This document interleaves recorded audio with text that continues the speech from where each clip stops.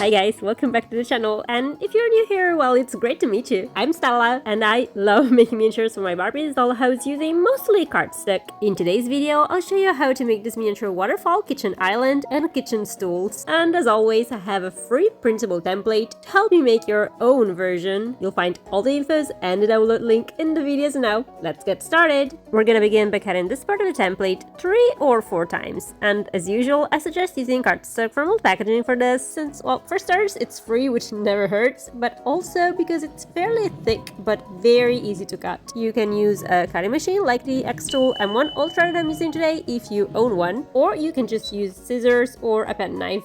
We're gonna stack all the layers together like this. Then we'll cover one side of the resulting panel with a layer cut into lightweight cardstock. And then we're gonna cover the opposite side with a layer cut into photo paper. I personally like the one by Kodak because I think it has just the right amount of shine to it. And as always, I'll post a short list of all the supplies I used for this project in the description just in case, but you can use whatever. And if you don't have photo paper, you can just use copy paper covered with clear tape. The goal is to have one side that is kinda shiny and the other one that is matte. The final piece should measure 3 mm in thickness. We're gonna follow a similar process for this part, so we'll cut 3 or 4 layers, we'll glue them together, and then we'll cover the panel with a layer of lightweight cardstock on one side and with photo paper on one of the edges this way. Once again, the resulting piece should be 3 mm thick. We'll have to repeat these steps to make a second identical piece. Then we'll cut this part and we'll use it as a mask to trace all these lines on the white matte side of each panel this way. This will help us with the placement of the shelves later on. And if you own a laser engraver, you can make this project using wood as long as it's 3 mm thick. And in that case, you can simply engrave the placement lines like I showed you in my wall cabinets tutorial. Also, just a little reminder, if you have any kind of cutting machine like the M1 Ultra, a Cricut, or a Silhouette, you can use my digital templates, which you can find in my shop linked in the description. Next, we're gonna cut this part a bunch of times, and we're gonna stack all the layers in 3 groups. In the end, we should end up with these 3 panels, each roughly 2 mm thick. This time we're gonna cover the panels with copy paper, and I covered the first 2 on both sides and the last one on the top only, since the bottom will be hidden, and I firmly believe in working smarter and not harder. We should end up with these 6 pieces, which we'll have to assemble in this order. Next, we can start working on the doors of our little island, and this time I wanted to try a sliding door mechanism. First, we're gonna cut this little strip 2 or 3 times, and once again we'll stack all the layers together. The final piece should measure 1 mm in thickness, and we'll have to completely cover it with paper this way. We'll have to repeat the process to make 5 more identical pieces, then we'll cut this part twice, and finally we'll assemble all the elements like this, making sure that there's a 3 mm space between each strip. We should end up with these 2 parts. We're gonna cover the front side of both pieces with a layer cut into photo paper. Then we're gonna cut this part a few times and we'll glue all the layers in 2 groups. We'll cover the resulting panels with a layer of lightweight cardstock on one side and photo paper on the opposite side this way.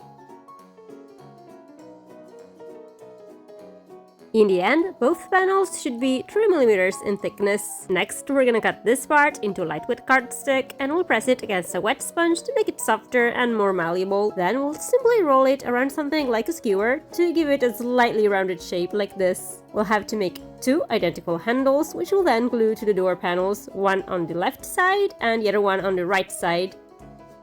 Lastly, we'll have to cover all the edges with photo paper. Now that all the pieces of our sliding doors are ready, we can assemble them by attaching this part to the bottom of the cabinet.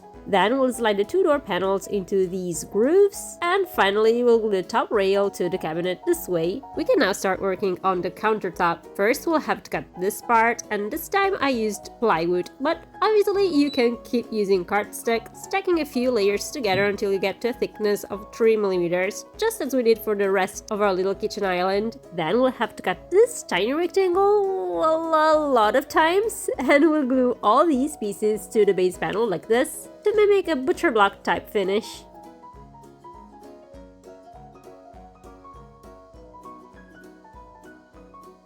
And we'll have to cover both sides of the panel, as both will be visible in the finished island.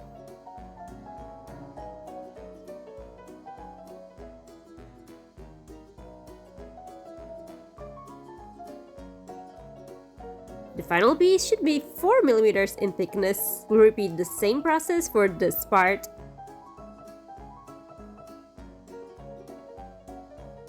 And this time we'll extend the paper boards about half a centimeter beyond the top edge like this. This way when we assemble the countertop, the strips will hide the edge of the top piece.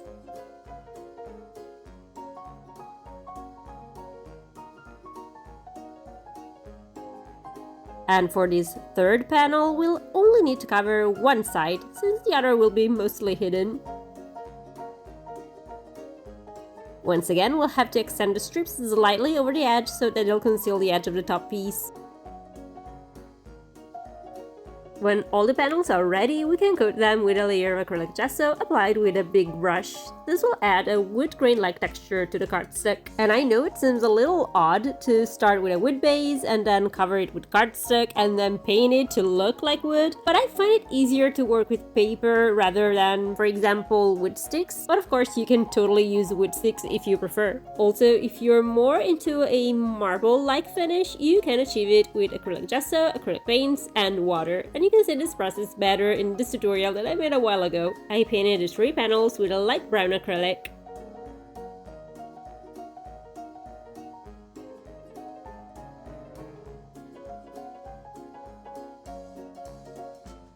Then I painted some of the boards in a slightly darker shade just to make it look a little more interesting.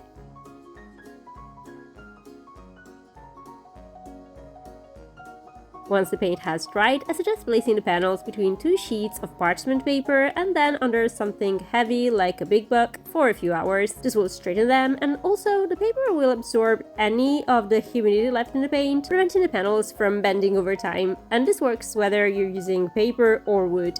After that, we can attach the countertop to the rest of the kitchen island this way. Finally, we can coat the countertop with a light layer of clear varnish to make it look a little shiny.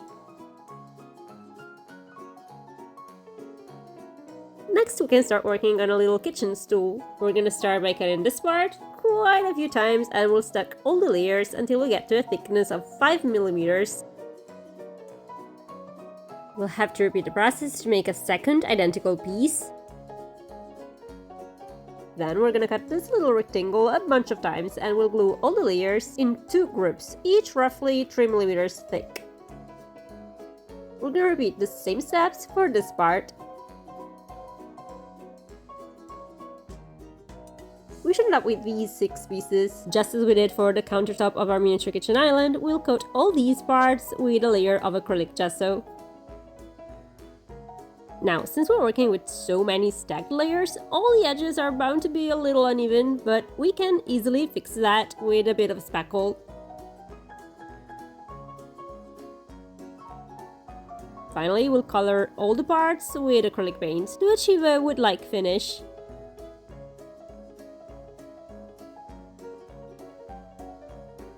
When all the parts of our bar stool's legs are ready, we can assemble them like this. To make the seat of our little kitchen stool, we're gonna start by cutting this part 4 or 5 times. We'll set one piece aside for a moment, and then we'll glue all the other parts together like this. The final piece should be roughly 2mm in thickness. We're gonna repeat the same process for this part. And we should end up with these 4 elements. Next, we'll have to grab a piece of fabric, and I'm using an old napkin for this, and we'll use it to cover all the 4 parts this way.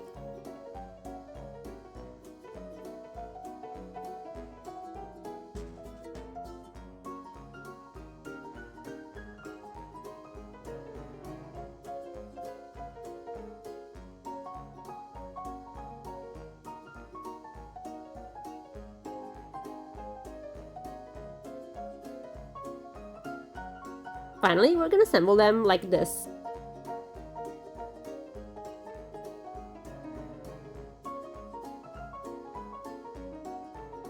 We'll follow a similar process for this part, so we'll cut a few layers, we'll cover one with a piece of fabric,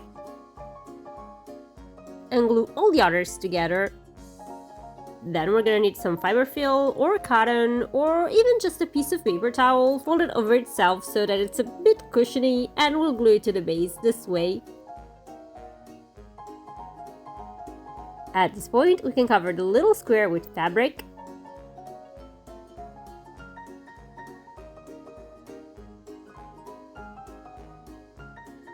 And finally, we'll attach it to the other side. We're gonna repeat the exact same steps for this part.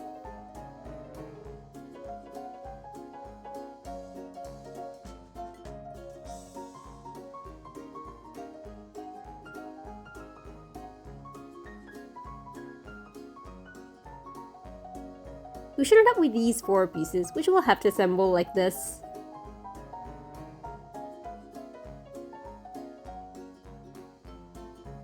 At this point, we can glue the seat to the legs. And our miniature kitchen stool is ready.